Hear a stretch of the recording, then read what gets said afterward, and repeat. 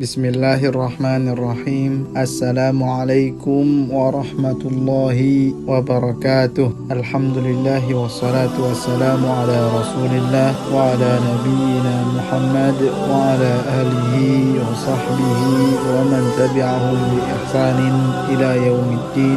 Amma ba'du.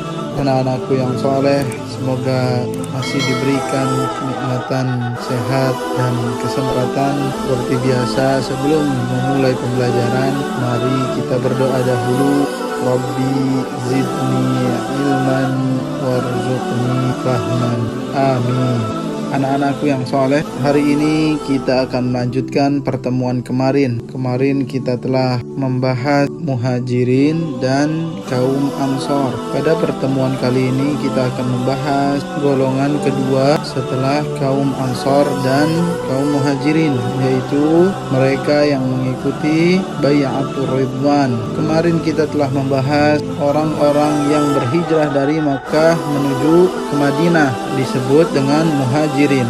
Kemudian sekarang kita akan membahas gabungan antara kaum muhajirin dan kaum ansor yang hendak menunaikan ibadah umrah menuju Mekah, dan kemudian terjadilah suatu perkara yang disebut dengan bai'atur ridwan. Bai'atur ridwan sendiri secara bahasa, dalam bahasa Arab adalah as-safqatu al-ma'qudatu fil bai'i, yaitu sebuah ikatan kesepakatan dalam jual beli. Adapun secara istilah mubaya'atu as-sahabi lin Nabi sallallahu alaihi wasallam, yakni membaiat Nabi sallallahu alaihi wasallam. Kenapa? Karena mereka ingin membela Rasulullah sallallahu alaihi wasallam untuk tegaknya kalimat tauhid atau dakwah tauhid. Lafaz ridwan sendiri dari kalimat ar-ridha, yaitu ridha atau ikhlas, disebutkan dalam surat Al-Fath ayat ke-18. Laqad radiyallahu 'anil mu'minina idh yubayi'unaka tahta asy-syajarati fa'alima ma fi qulubihim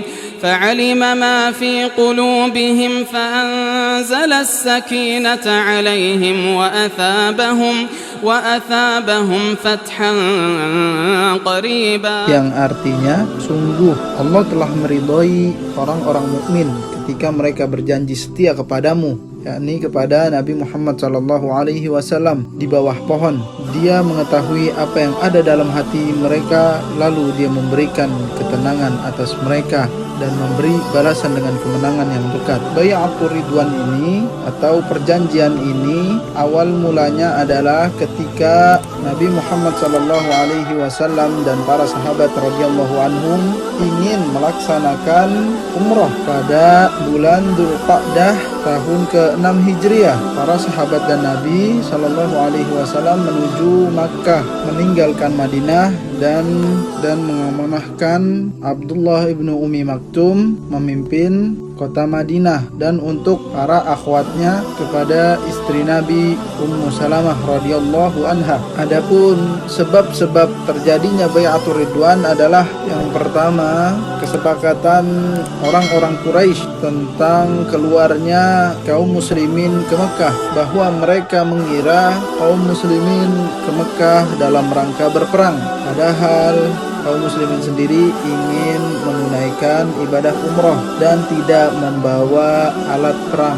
Sebab yang kedua, keluarnya Utsman menjadi utusan dari pihak kaum muslimin untuk bermusyawarah kepada orang-orang Quraisy agar tidak terjadi sesuatu yang tidak diinginkan, yang pada akhirnya Utsman ketika masuk kota Mekah banyak disuguhi sesuatu hingga Utsman sendiri ingin kembali ke kaum muslimin, banyak tertahan atau lama tidak keluar dari kota Mekah menuju kaum muslimin. Sebab yang ketiga adalah terdengar oleh Nabi SAW bahwa Utsman bin Affan radhiyallahu anhu telah dibunuh. Oleh karena itu terjadilah baiat ini atau yang kita sebut bai'atur ridwan. Maka turunlah ayat 18 dari surat Al-Fath yang sudah kita dengarkan sebelumnya. Kesimpulan dari pertemuan kali ini bahwa sebab dari terjadinya Bai'atur Ridwan adalah